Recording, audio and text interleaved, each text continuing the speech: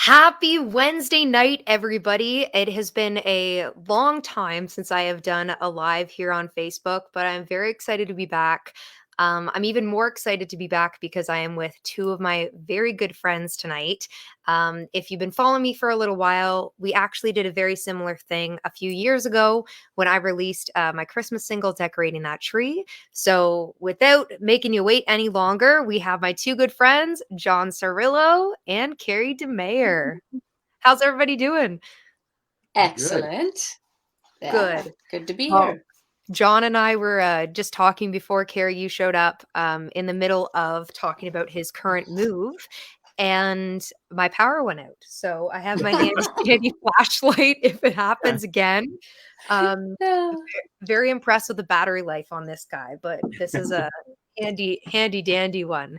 But yes, thank you so much for joining me tonight, and we are here to talk about my current single title track, which the three of us wrote together. And I was gonna look back to see when that actually was. Do you guys have any guesses on how long ago that was? Mine's go ahead, Carrie. You go first. No, I'm cheating. I'm in the document, so Me too. I I yeah. go ahead. Go for it. No, it's a few years for sure. Yeah, I have. July. Well, I July don't know if 31. this is. Yeah, yeah, Yeah. Okay. yeah. We didn't want to waste the 2019. hour going over what date it was, but yes, Yeah. 2019. Yeah. 2019, which is like absolutely insane. So, for Yeah. those that are musicians or maybe aren't musicians, sometimes there's songs that you write years in advance. Other times there's songs that have a super quick turnaround. This song was actually originally supposed to come out. Was it? I think it was the year before, if I'm not mistaken. Um, Mhm. Title track was, and as the music industry, as life sometimes happens, we hit a couple bumpy patches, but we finally got it out, and it's my first release in, I think it's 4 or 5 years. So during that time, John and I actually met one another. And do you remember our first write, John? Just per chance? I Wow. do. I don't. You should have asked me the title was before we got Yeah. on. I do remember it, but Hey, I can't remember the name of it. But yeah, it was fun. It was a good write. yeah. So I was looking back because I was curious about how long it has been, and it was No Man's Land was Oh, our first Oh, tune, wow. wow. Okay. right? And that Yeah. was in 2017, Jeez. Wow. It's a long. 5 years ago. Yeah. Holy 5 jumping. years. Okay. right? Pretty crazy. So yeah, I was taking a look back. So obviously we've all known each other for quite a while, become really good friends. So let me kind of dig into a little bit of your history here. So John, how did you get your start as a writer, as a musician? I've been writing pretty much all of my life. One of those, your high school kids that were so depressed, he'd go in the garage and just sit there and I just write stuff just because that was the only thing I knew how to do back in my junior year. And I just kept at it for years, thinking, oh, I want to do this professionally someday. And then each decade would kind of clip by, and then I'd say, well, maybe I'll just write professionally someday, and another decade went by. And about 10 years ago, we had a chance to go out to Nashville and give it a real shot. My wife Ruth was the one who encouraged it, and yeah, we went out 10 years ago, and I started co-writing. I never really co-wrote before until I went out to Nashville, and the last 10 years have been just like the best 10 years of my life, to be honest with you. It's been really good. That's great. And how many writers would you say that you've kind of met and worked with over the last 10 years? I, you know, it may sound like a lot, but it really isn't, because some of them might have been one or two writes, but uh, maybe 75 to 100. But I really have pared my writing back a lot over the last couple of years. You kind of, as you guys know, you kind of work your way up the writing spectrum of trying to get good and being able to contribute. And then you start finding out what you're good at and what you need help on. And so you start lining yourself up with writers who are stronger than Mhm. you in those areas that you're weak in. And then you Mhm. kind of start peaking, and then you start building, and because you start then narrowing down the group you work with that are better and better and better, to where it's almost like when the three of us get together, I don't know what we're going to write. I have no idea, but I have No. no doubt it's going to be good. Right. Right? Yeah. It's so true. I would totally agree, and Carrie, I'll ask your opinion on this as well. But there's certain people that I know for me when I show up to the right with you two, it's more just about the hang and us talking about life, and usually there's kind of song Mhm. inspiration in that. For sure. Yeah. Yeah. So Carrie, how did you get your start into being a writer and a musician and all that?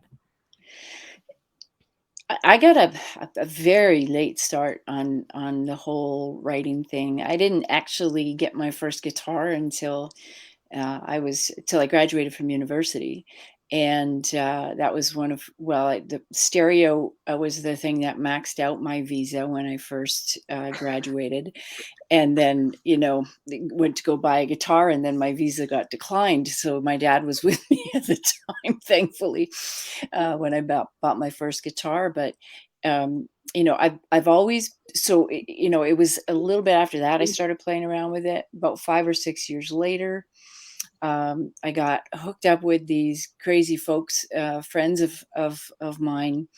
One of them who became my husband, who just loved to sing and play, and they started this band, and I thought it was just the coolest thing. I used to just go over and just listen because I loved what they were starting to write. I loved the music that they covered.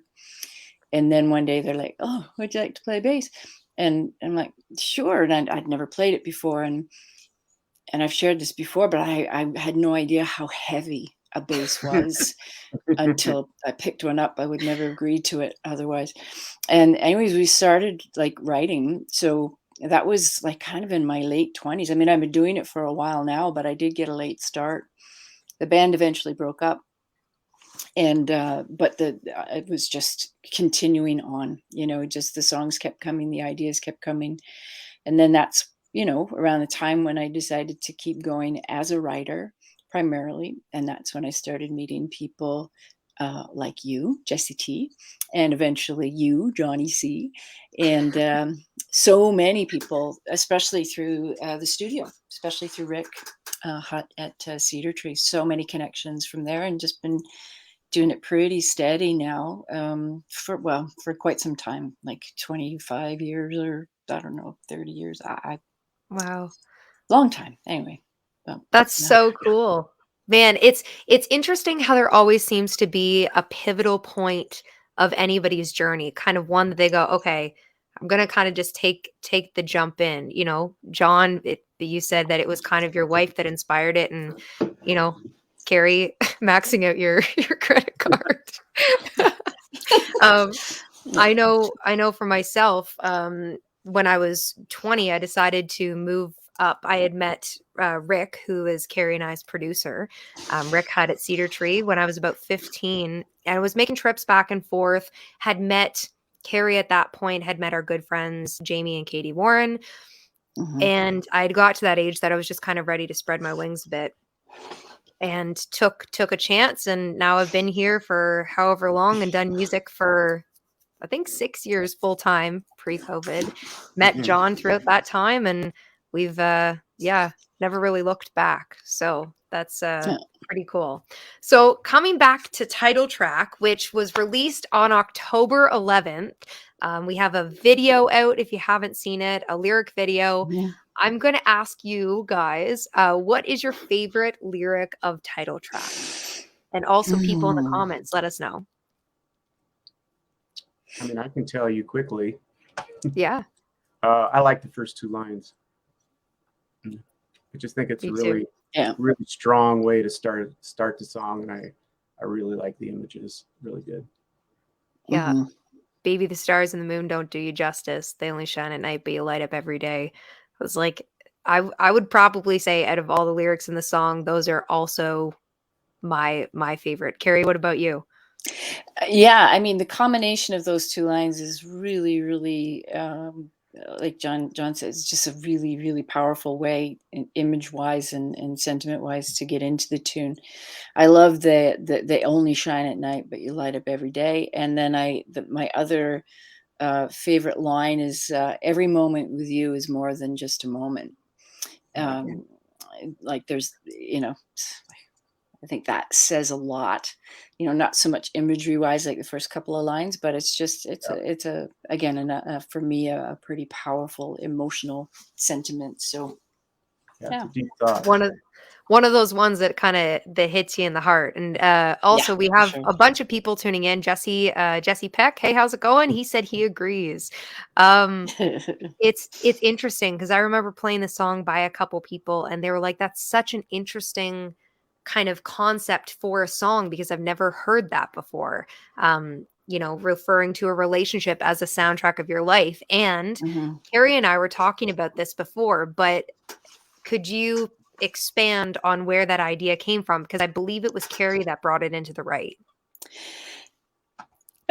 Yeah, I mean, and between the conversation that we had a week or so ago, Jess, and now, I really wish I had a cooler answer other than just, I just, something brought that, that combination of words, into my mind. I don't know if it was something I saw on a TV show or heard somebody say, or because I mean that whole thing is, you know the idea of the title track is, I mean, it's sort of a bigger deal. Before it was a bigger deal before, when it'd be the title track of the CD or the album or whatever, and when people actually listened to things, there were no shuffle options, right? No. But I think, the idea that, vinyls, made the comeback, and I heard CD sales were actually up, I think it just has a tiny bit more relevance, and just that sentiment, yeah, that, man, this person is number one, is it, like, to me, it just, yeah, sort of captures a lot that way. Oh, totally. I completely agree. I remember because for the video, I got a cassette tape. And it's funny because I have some friends that are in their early 20s, late teens, and they're like, I knew just what that was. And I was like, oh my Hmm. gosh. Yes, But yes, Stacy here says she remembers the mixtapes. the mix, So yes, yeah, absolutely, yeah. mixtape of my life. But Mm.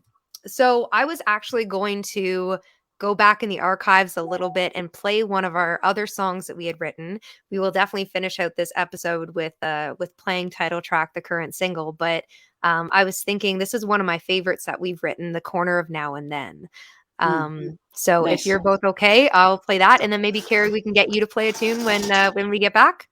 Yeah. Awesome. Okay, here we go. Let me get my guitar. Here we go. So this one's called The Corner of Now and Then.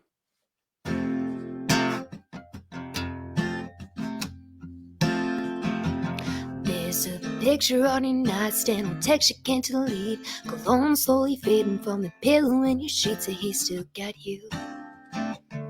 He still got you. You're sitting all alone at home on a Friday night. Your phone's blowing up, but he's the one that's on your mind. Yeah, he's still got you. He still got you. Tonight, I'm losing the fight. My feet are moving on, but my heart ain't long for the ride. Because no matter where we go, always wind up here again. The corner of the street lights, the shadows never end. Standing on the corner of now and then. Yeah.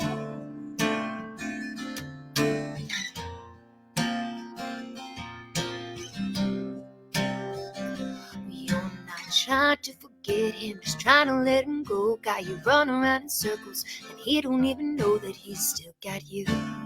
He's still got you. Tonight, I'm losing the fight. My feet feet are moving on, but my heart ain't long for the ride. Because no matter where we go, I always wind up here again. The corner of the street lights, the shadows never end. Standing on the corner of now and then.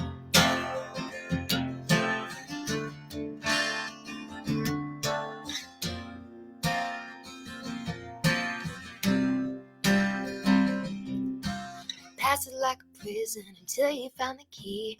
You're never gonna find it living in your memories. Tonight, I'm losing the fight. My feet are moving on, but my heart ain't long for the ride. Yeah, because no matter where we go, I always wind up here again. The corner of the street lights, the shadows never end. Standing on the corner of now and then.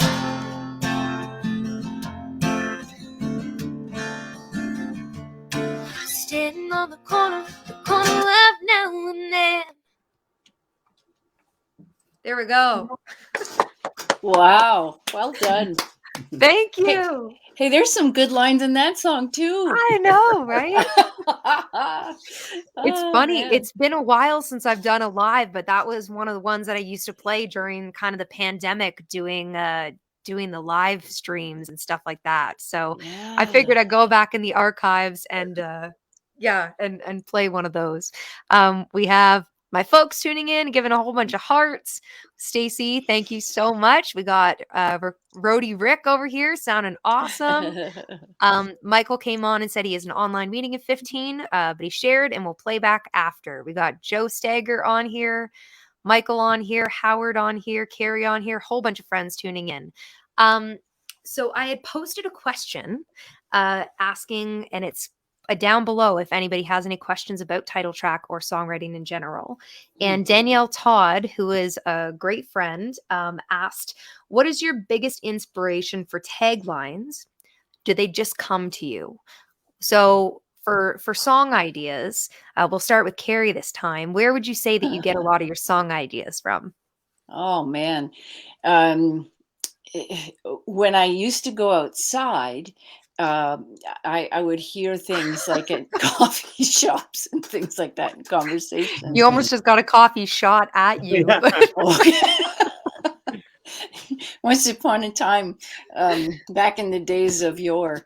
No, I mean, sometimes it's in just conversations, and not that you try to overhear things, but that it just, when a good word or a good line is being said, it has to be written. And I think another great source for me in the last little while has been just like book titles. Just scanning around and a number of cool ideas, and whether it ends up being that exact same thing or whether it's just manipulated or twisted a tiny bit. Those, I think, are some of the cooler places to find different ideas. So yeah. Is there a song that you've written from one of those kind of ideas that like stands out in the top of your mind as like one that you were like, oh, I'm so happy I wrote that tune. That was a really cool one. Well, I remember there's a couple actually. One was one that I wrote with Katie Topham. Oh yeah. The book, the title was actually The Stone Boat, and she and I wrote a tune called Boat Made of Stone. And one of my favorite things about that song is we each have our own version of that song. Yes. There's the 50-year-old version and the 25-year-old version, and they're a little different. And but that's what I love about this whole process, really. But I mean, so yeah, that's really one that kind of stands out for me. But yeah, that's so cool. So John, where would you say that you get a lot of your inspiration or song ideas from? It's hot and cold. It's either I'm dry for a few months and nothing comes to my head, and then all of a sudden things just start popping from wherever. And B, it's kind of like what Carrie was saying is you listen, but your brain is always kind of tuned into a sensory perception track where you're listening for something that kind of breaks through the mesh of just normal conversation.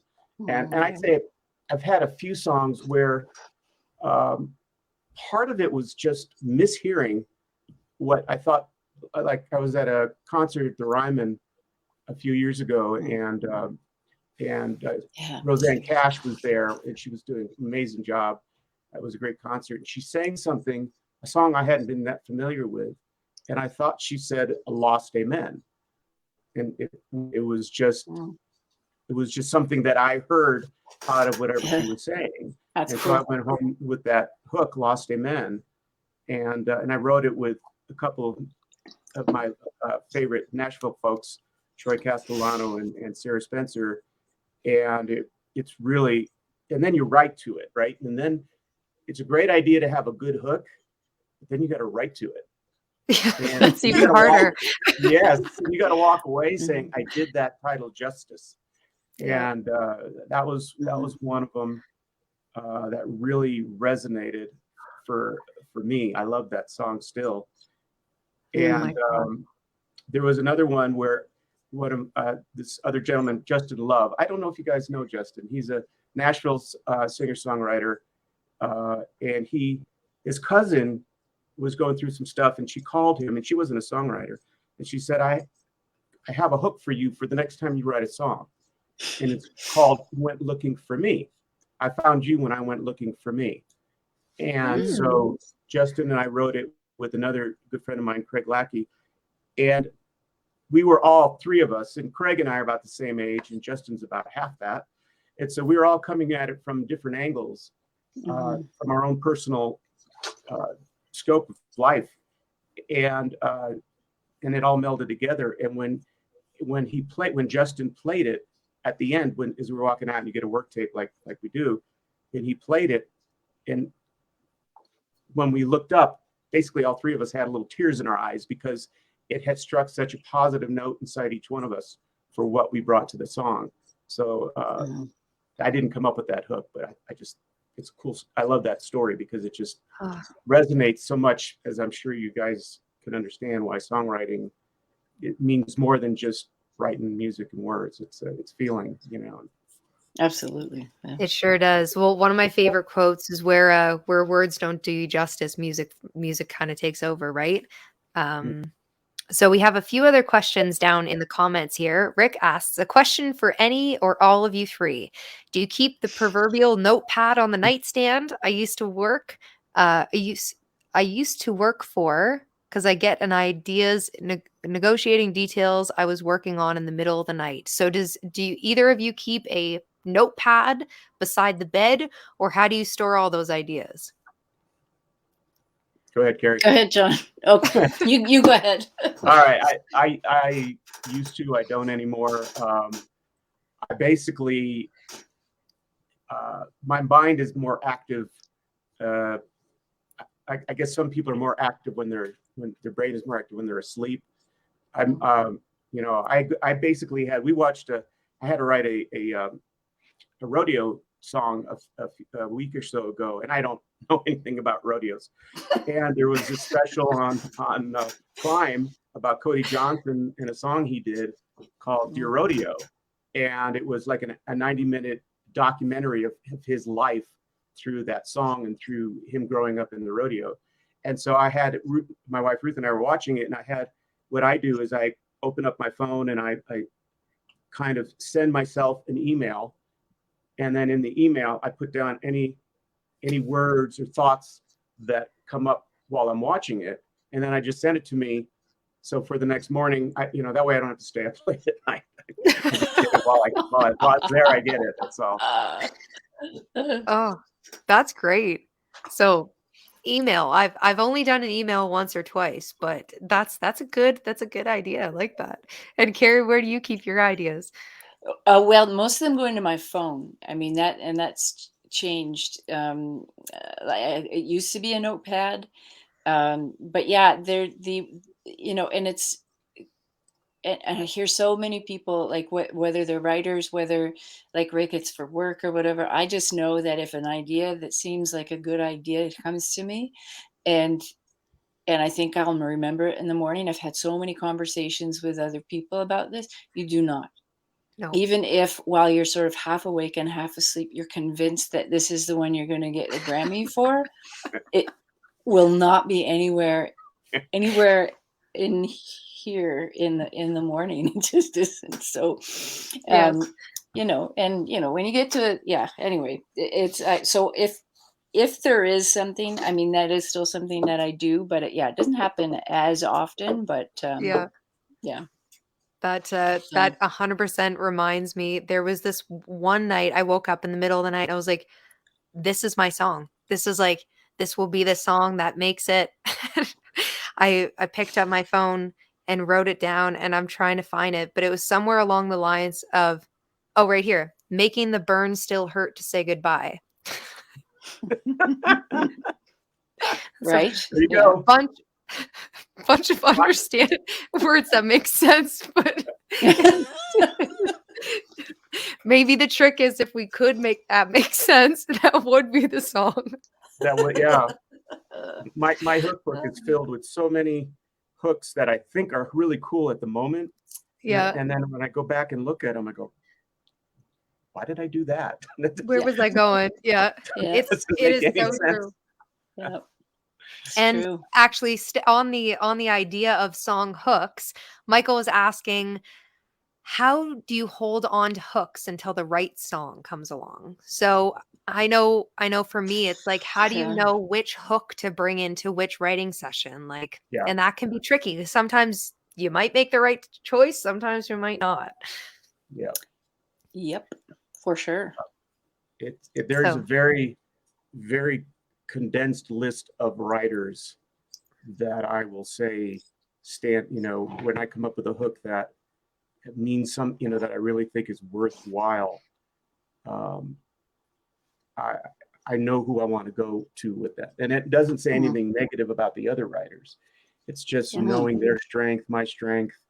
If we're better at writing more of an emotional song or more of a rock song or whatever, but it's knowing who to bring it to that gives it most life. And I know what it means, what it feels like to bring a good hook to a bad write, and then it's kind of lost for yes. a while. Yeah. And Yes. Yeah. we all have Yes, that. for sure. Yeah. And what about you, Yeah. Carrie? How do you hold on to ideas for the right fit? The coolest thing I find with I think one of the benefits, like really really big benefits of developing relationships with the artists that I work with, and friendships and all sorts of really cool things, is that if an idea comes to me, like I write like with yourself and with Katie and with a number of other people on a regular basis. So it's not like I know everything that's going on in your world, but I get a feeling, that's the coolest thing, is when it's like, oh my God, this got to go for Jess, or this would be the perfect song for whoever. And again, it's not perfect all the time, um but it's pretty cool when that sort of combination of things really works. um but yeah, and I agree with what we both have said around, you sort of think you've got the hook that or whatever, and it doesn't go the way you want it, or the way you think it should, and you're trying to be open-minded, and all the while you're going, oh my God, I got to get my hook back somehow. And it's anyway, yeah, but Yeah. there's a lot of sort of gut feeling around it sometimes, but Yeah. that comes from developing these relationships, and like John said, knowing and trusting, the folks that you're working with, for sure. Absolutely. Those are both great answers. I completely agree. It's like knowing the strengths of the writers that you're working with, but also like the content that you really are good at creating together. And I know with this group right here, we're really good at writing songs that like really touch a place. Like they're really Yeah. emotionally kind of cool explained, you know? None of those this very similar to making the hurt still burn to say goodbye or whatever it was. I said a whole bunch of words that made sense there just all together. But Oh, before I get ahead of myself, Carrie, would you play a song for us? sure. Yeah, Okay. I would love to. It was fun to sort of play a couple songs earlier today to maybe be ready for this. Yeah. So what I should have done, share one more little anecdote. Well, I just what I Absolutely. should have done already. Well, the one thing that I was going to say, which was, and we can talk about this a little bit more after, but was our pitch opportunity for any of you folks that are watching that were following us around Christmas time. We actually had an artist out of the Philippines, if I'm not mistaken, cut one of our Christmas songs. So we will talk a little bit about that kind of coming around to it. But Carrie, what tune are you playing for us? I'm gonna play a song called it's a little well it has a touch of melancholy to it, but don't let the title fool you. It is a hopeful song. um, but it's this song is called Overboard, but it's a bit like it's sort of, here's where we're at today. And but I wrote it a number of years ago when I was in kind of a funky place myself, and but I think it's probably more relatable these days. But yes, hopeful. So, all right.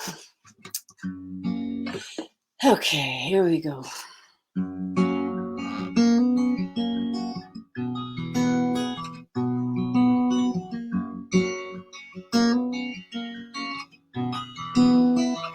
Sometimes the space between my heartbeats is all the time I get between feeling fearless and being scared to death. Some days the water's willing to let me float along, and sometimes the undertow is just too strong. So I hold on tight. Yes, I hold on tight. 'Cause everyone can use some life preserving, even when we don't think we're deserving. Some days it's hard to swim to shore when we're overboard.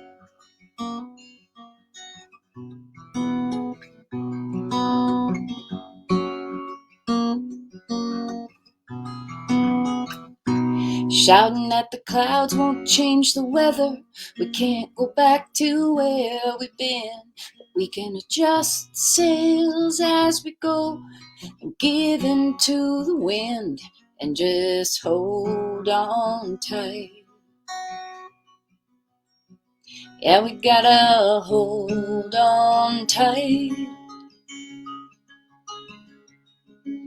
'Cause everyone can use some life preserving, even when we don't think we're deserving. Sometimes it's hard to swim to shore when we're overboard, but you gotta reach out, reach out. Yeah, we gotta reach out, reach out. 'Cause every time you reach out, hand will be there.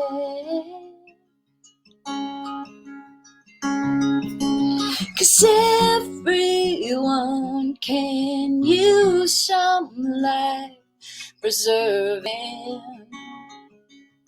even when we don't think we're deserving. Someday it's hard to swim to shore when we're overboard.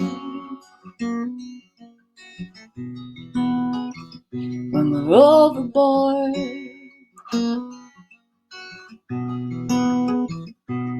Oh boy.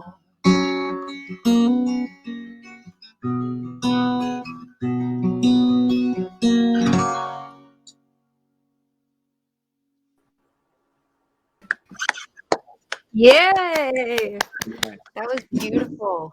Very nice. Thank you. Oh man. It's Hilarious.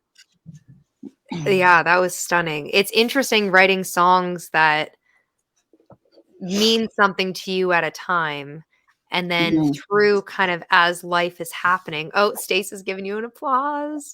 Applause, applause. But as life continues to happen, certain songs really do evolve with you. And I think that's a testament to a really good song. And I don't know. That was a great one. That was really good. Thanks. You get some more claps there too. Well, I figure we're probably at the time here where we play the song of the hour, which is title track. So again, this one came out October 11th. Be sure to call your local radio station and request it. All of us really like having groceries in our fridge, so you can help us by by calling and requesting that. And the really good news is it got on CBC, Sirius XM. So if you hear the tune, be sure to send me a little screenshot of it, tag Carrie and John. And again, please. both of you, thank you so much for writing this song with me, for me, all that kind of stuff, and being really good friends and agreeing to be here tonight. This has been awesome yet again. It's always fun. Thanks, Jess. Thanks for having us. Okay, here we go. The song of the hour. This is title track, everybody.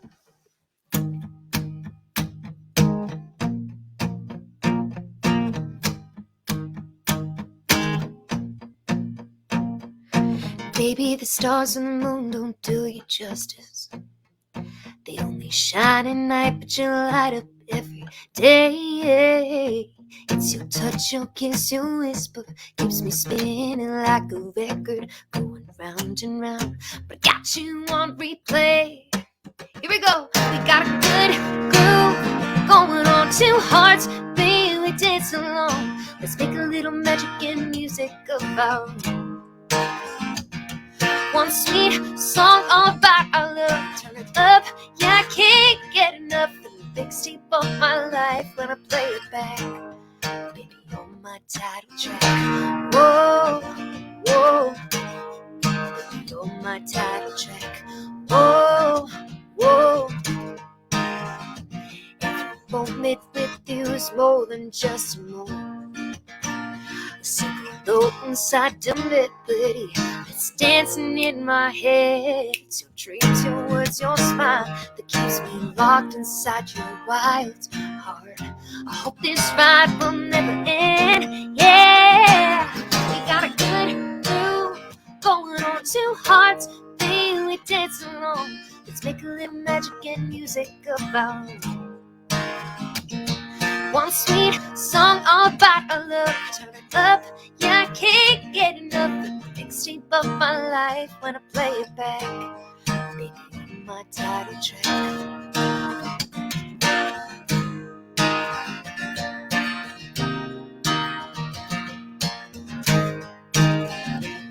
We got good groove going on, two hearts, baby, we dance along. Let's make a little magic and music of our own. One sweet song song all about love. Turn it up, yeah, I can't get enough. Mixtape of my life when I play it back. Baby, you're my title track. Whoa, whoa. Baby, you're my title track. Whoa, whoa. Baby, you're my title track. Yeah. Nice job, Jess. Thank Yes. you. Good work. It's always interesting because like going into the recording studio, you're getting so used to like sitting there and like listening to it and all that kind of stuff, and then relearning how to play it on a guitar is Right. Yeah. Quite is a difference. whole new set of skills. Yeah. Well, thank you so much, everybody. And thank you to John Cirillo and Carrie DeMayer for being here tonight, chatting about the song title track. Be sure, again, to request it at your local radio stations, stream it, watch the video, all that kind of stuff. We so appreciate it, especially right now. Each and every view, like, means the world. So thanks, everybody. And again, check out Carrie and John. I'll put their socials down below. And hopefully we see you again soon. We'll see you again soon, though, because we have a write coming up. We That's do. right. Yes. Yes, we do. It's in my calendar. Okay, have a good night, everybody. Thanks again. All Good righty. night.